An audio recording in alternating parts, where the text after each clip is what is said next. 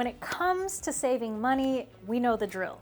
We work hard, we earn money, we spend some of it, and if we're good with money, we also stash some money away, saving it for later, usually in a bank account. Now, I hate to break it to you, but being a boss at saving money is rarely gonna help you reach financial security, at least not on its own. There's actually a cap, a limit to how much you should actually save, a limit to how much you should keep in a savings account. That is, if you want to build wealth. For those new here, my name is Lissa and I'm an accredited financial counselor who went through my own journey of going from a negative to positive net worth. And a big part of that was not only increasing my financial literacy, but reframing the way I looked at money. So in this video, I'm gonna cover the limitations of saving money, how much you should save, and what to do once you've hit that limit of how much money to save. Now, spoiler alert, I'm not gonna tell you to blow all your money on a shopping spree or a lavish vacation. What you do when you hit that cap after saving is invest. Now, to be clear, when I talk about saving, I mean keeping it in a bank account, like a checking account or a savings account, where it's safe, it's insured by the government, so that money that you put in there is yours and you can take it out later. It also refers to cash under your mattress, which I do not recommend. Now, investing, on the other hand, is sort of like saving because you're putting money somewhere else to be used later, but specifically, it's when you're using that money not just to sit there for a later use, but when you purchase assets with that money, aka things that have the potential to make you more money. So the whole point of investing is utilizing your money to make more money. And there are so many ways to do that. Popular ways are real estate and the stock market, but there are other investments out there. Now, I believe that everyone should have the goal of financial security and building wealth. So I'm making this video based on the assumption that you don't want to be bound by a job your entire life. I'm making the assumption that even if you love working for another person or another company, and even if you love your 9 to 5, you're better off in life with the peace of mind that you actually have a choice. And in order to acquire that type of peace of mind, you can't just save forever, you have to invest. So, if peace of mind sounds good to you, let's start by talking about the limitations of saving money. Most people think that saving money provides a financial cushion, that the more money you have stashed away, the more peace of mind you have. Because if something happens that requires a bigger amount of money than your next paycheck, you have that cushion of savings to fall back on, and that emergency is not going to impact your day-to-day life. Now, this is true, but it's only partially true. Your money in savings can only go so far. There are so many scenarios that will wipe that savings away in an instant. Here are 4 of the more common ways that your savings account can shrink in a short span of time, even if you build it up. Number 1, if you actually lose your source or sources of income, because now that money that's sitting in savings is having to pay for your entire life's expenses, not just a one-off emergency. Number 2, that savings can also disappear really quickly if you're hit with multiple emergencies at the same time. We don't like to think about multiple emergencies happening at the same time, but there's truth to the saying that when it rains, it pours, so it is possible. Number 3, that savings can quickly go away when you decide to use it for something nice or something big because you figure, I've saved all this money, so why don't I just use it? It's just sitting there. More often than not, that's kind of how people end up putting a down payment on a house sometimes they can't afford, or buying a new car when they don't need one, or even just dipping into it for splurge after splurge after splurge. And finally, number 4, your savings also can go away a little less quickly due to inflation. Your money, when it's sitting in a traditional bank account or under your mattress, loses value typically a few % per year due to inflation. Now, while the dollar figure in your bank account doesn't necessarily change, your purchasing power does. And you probably already know this. You feel this when you can't afford as many groceries as you used to, when you're going to the grocery store with the same amount of money. Now, so far, nothing that I've said should be too groundbreaking. I think you understand how it works to save up money and then all of a sudden your savings be gone. Most people have lived experience experiences where you've saved up some money and then you've had to use it. So I just want you to take this more as a reminder or even a reality check that in order to truly achieve financial security, you have to be strategic with your finances. You can't just endlessly save and put aside money every paycheck and then one day you'll magically feel financially secure. So here's what I just described. You have money in savings and then you get some more savings, you start to save some more, and then all of a sudden something happens and you use some of those savings. You save more and then you use some of those savings. The constant that doesn't change in this scenario is that you're always gonna have to work to make more money. Let's take a closer look with the homie Bob. So Bob, he is an amazing saver. Every year, he makes $50K in take-home pay. Now from that $50K that he uses to fund his life, he's able to save $10K per year. So that $10K per year goes into his savings. And that's pretty impressive to consistently save 20% of his income every year. That means it costs him about $40,000 to live his life, his rent, his food, all the things that he likes to do in his life. So essentially, it would take him 4 years of saving $10,000 a year to have enough money that would last him 1 year of not working.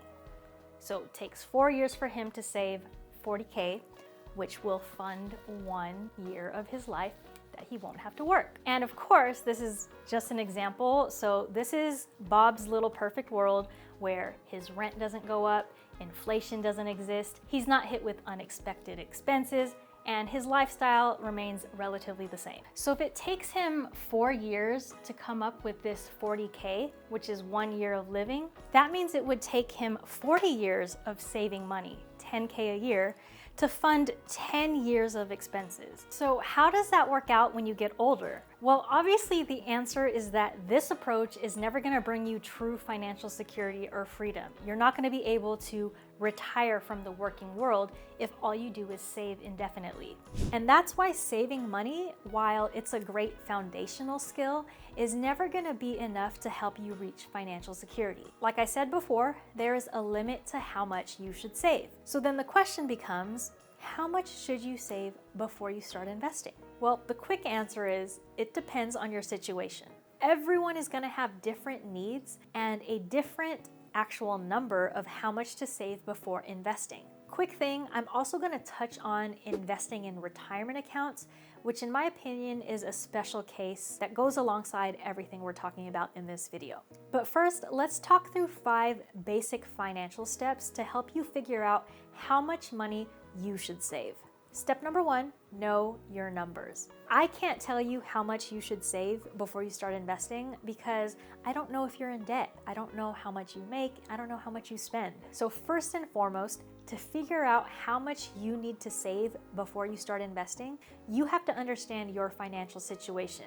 Specifically, it helps to know your net worth, but more importantly, you need to know your cash flow. You can watch my video above to learn more about calculating these numbers, but essentially what you need to know is what you have, what you owe, how much you make, and how much you spend, because that information is going to determine your next money moves. Step number 2, live within your means. After you take a look at your cash flow, you got to understand whether or not you're spending less than you make.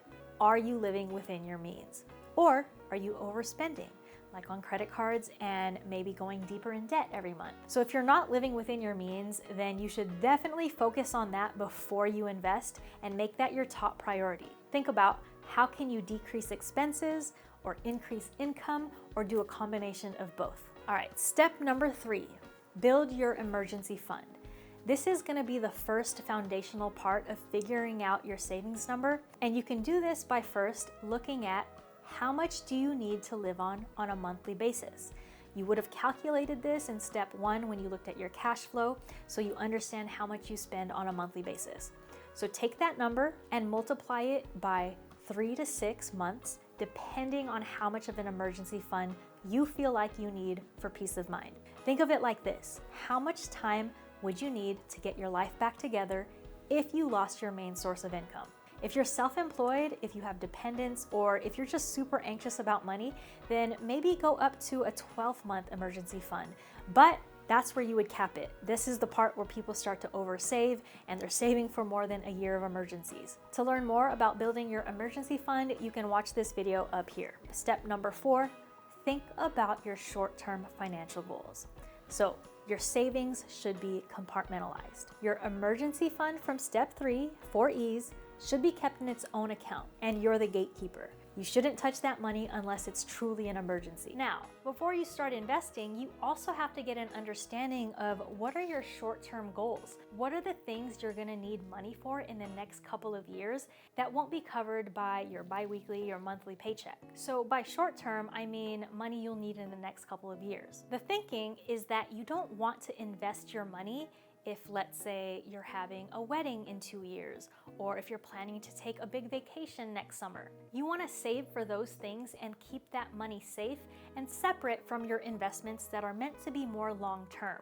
Putting your money in an investment and having to take it out right after can leave you screwed if there's a market downturn when you need the money. So you want to be in control of the money that you need short term. So once you start to think about what those big short-term goals are, come up with an estimate and a time frame of when you'll need that money, because that's going to factor into your savings rate.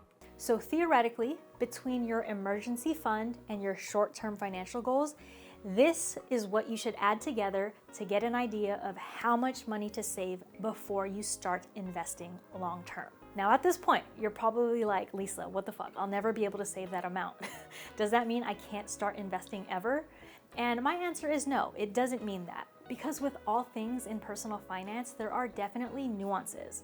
For example, saving for retirement, which I'm gonna touch on in a second. But just to cap off this list of 5 basic personal finance steps, you want to take care of your high interest debt. Part of your long-term success in this plan to save and invest is gonna be getting out of debt and staying out of debt, particularly high interest debt. Now, when you're wealthy and you're using debt as leverage for higher returns, that's a whole different story. This is where you start to see competing priorities, right? Building up your savings, both your emergency fund and your short-term savings, is gonna be a concurrent goal with tackling down debt. Everyone's financial situation is different, but if you want a general rule of thumb, mine is pay all the minimums on your debts at the very least, then build a solid starter emergency fund like $1,500 or maybe 1 month's worth of expenses, enough that's gonna get you out of a small emergency or a jam. Then, once you have that starter emergency fund funded, you can continue to build up your savings and pay down your debt concurrently. So those are the 5 steps I would suggest as you figure out how much you need to save, because it's gonna be unique and not like any other person's situation. Once you know what that number is and how to organize your finances, start saving. Now here's the asterisk I've been talking about in the whole video, which is retirement. A question that I get all the time as a financial counselor is, how much should I be putting towards retirement? Where does my 401k fit into all of this?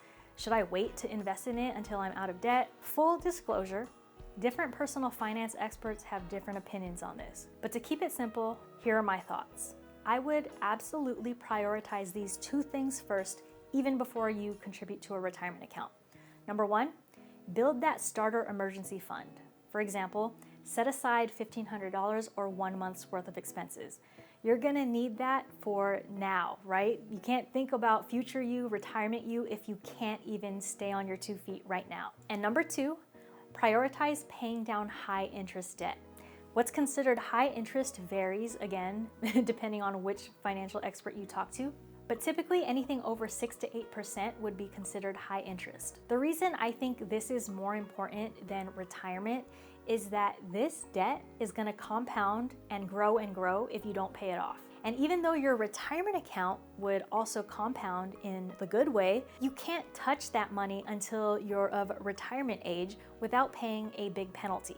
All right, so let's say you've been saving, you have all of your savings buckets filled up, you don't have high interest debt, and you still have extra money to set aside every month. This is the point where you have to stop endlessly saving. A lot of people who get really good at saving just never stop, and they just think that building up their savings account into 5 figures, 6 figures is going to save them. But anything beyond these buckets means you're doing pretty well and you have a solid cushion. Now is the time to really prioritize investing for the long term. The sooner you can get to this point where you are investing for the future, the quicker your money can compound and grow. And with enough time, that money should grow at an exponentially bigger rate than good old Bob, who we were talking about, who takes 4 years to save for 1 year's worth of expenses. Now, your next question, if you're at this phase, is where do I start investing? What do I do here? Now, that's not the topic of this video, but I will say there are many ways you can do it. You can start another savings bucket for real estate. Like, let's say you're saving for a down payment for a rental property. You can start saving for it, and you don't necessarily have to put that money in the stock market or anything. Just keep it in its own savings account or compartmentalize your savings in that way. Once you build up that savings, you can use that chunk of money towards putting down that down payment. Another idea is maybe you want to bootstrap your own business and you want to build a business on the side, maybe make it a passive income stream in the future. Unless you're planning to get a business loan, you can start a business with your own funds, but sometimes it takes saving up for that. Another thing you can do when you're ready to start really investing for the future is to double down on your retirement fund, whether that's maxing out a 401k or a Roth IRA. What you need to know about going hard on retirement accounts is that you have to wait until a certain age to access it. So that's fine if you're not gonna rely on that specific money until, let's say, age 59 and a half. But for those of you who plan to retire early, you also have to start thinking about investing outside of retirement accounts. And that could mean opening a taxable brokerage account. So without trying to make a whole nother video within this video, I just wanted to give you some ideas of how you start investing once you have your savings out of the way. This video was more so to reframe what it means to save. There is such thing as saving too much, and ultimately relying on just saving money is gonna hurt you in the long run because of inflation and because shit happens in life. Because if you're that good at saving, and you have this huge amount sitting in your savings account, even though it's safe there and it gives you peace of mind, that money, when invested, could be like 8 times that amount. And there's ways to do it in relatively safer ways where you're not actually gonna lose that money in an investment. But that's a story for another video. So I hope that this video helped you kind of reframe what it means to save. And until next time, peace out.